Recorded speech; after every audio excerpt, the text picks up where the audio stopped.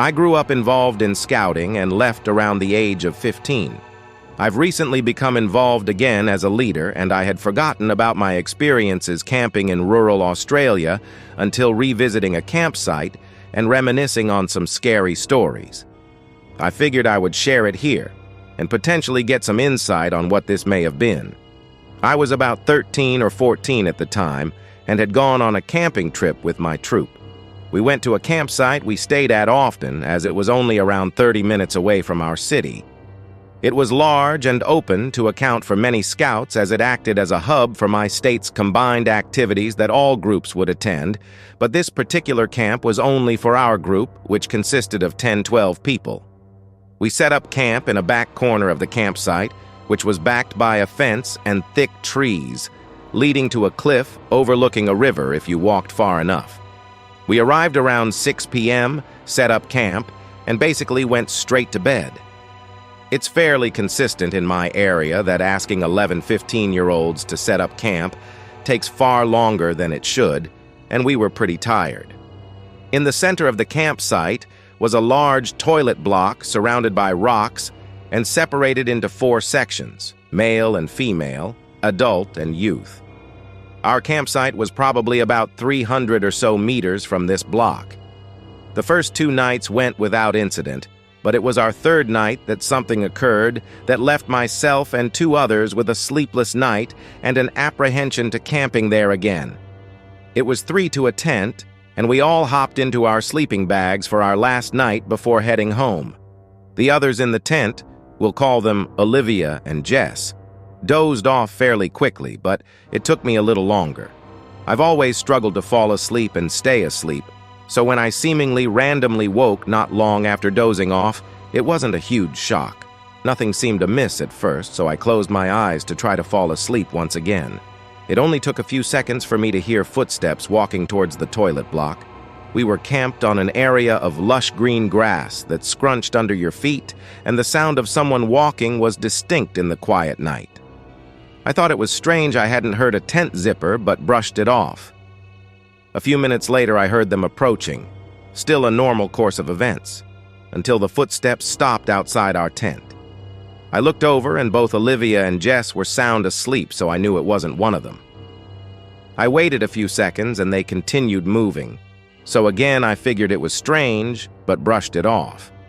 It then sounded as though the footsteps looped around the group of tents and back to ours, the other side this time. The tents were set up in a line with a fair amount of distance between to account for guy ropes, as wind had been forecast, but on this night, the wind was almost non-existent. The person, or thing, had seemed to walk around the whole line to stop back at ours again, which was second closest to the toilet block in a line of 4. I then heard them walk toward the tree line. I sat up, trying to listen as closely as I could now. At this point, I was sure it wasn't one of us. The behavior of the footsteps was too strange, and why on earth had they sounded like they were walking into the trees? I think it was close to 2 a.m. at this point, and I had had enough of being alone experiencing this, and gently shook Olivia awake, shushing her as she stirred. Olivia was my closest friend in the group, and I whispered a quick explanation of what I heard to her. We agreed to wait a while and see if anything else happened. Quite a few minutes passed. I don't remember how many, and the weirdness of the situation had started to wear off, and I was about to suggest trying to fall back asleep when the footsteps seemed to return from where they had left and again stop behind our tent. Olivia and I shared a look in the dim light the moon was casting in the tent, and I could tell she was as unsettled as I was. We heard them begin to slowly circle the tent, and she silently moved to huddle next to me. Bit by bit, the footsteps began to quicken until they seemed to break into a run. Whoever or whatever it was had to expertly dodge our guy ropes to move at that speed without tripping. Every now and then, something would brush the sides of the tent as Olivia and I were holding each other, doing our best not to make a noise. It was at this point that Jess woke up and groggily asked, "What the hell is going on?" She looked over to us, tears forming in our eyes, and shot up, terror crossing her face. She silently moved over to us to join us in our terror-filled huddle.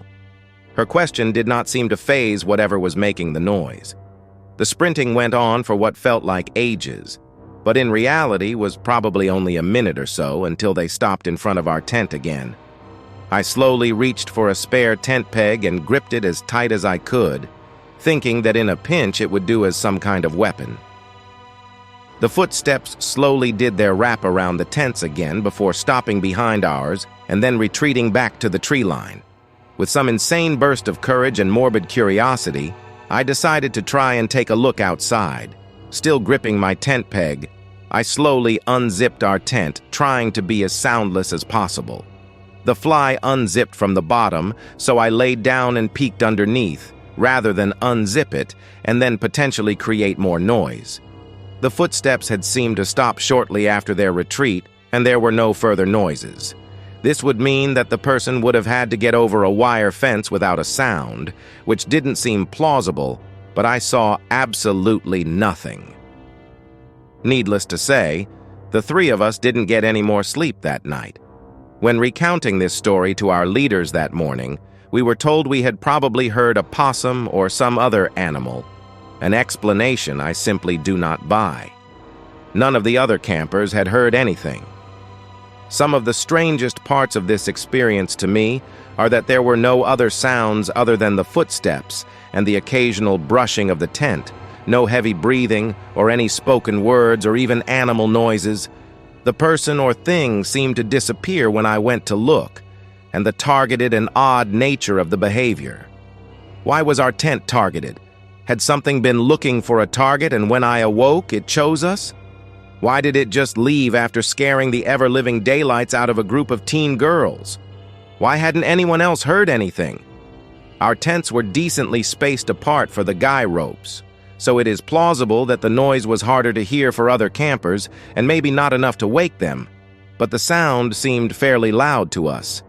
If anyone has ever had a similar experience or has any idea what could have happened, I would love to hear about it. This isn't the only experience I've had while camping, and not the only one at this campsite, but certainly the only one of this magnitude.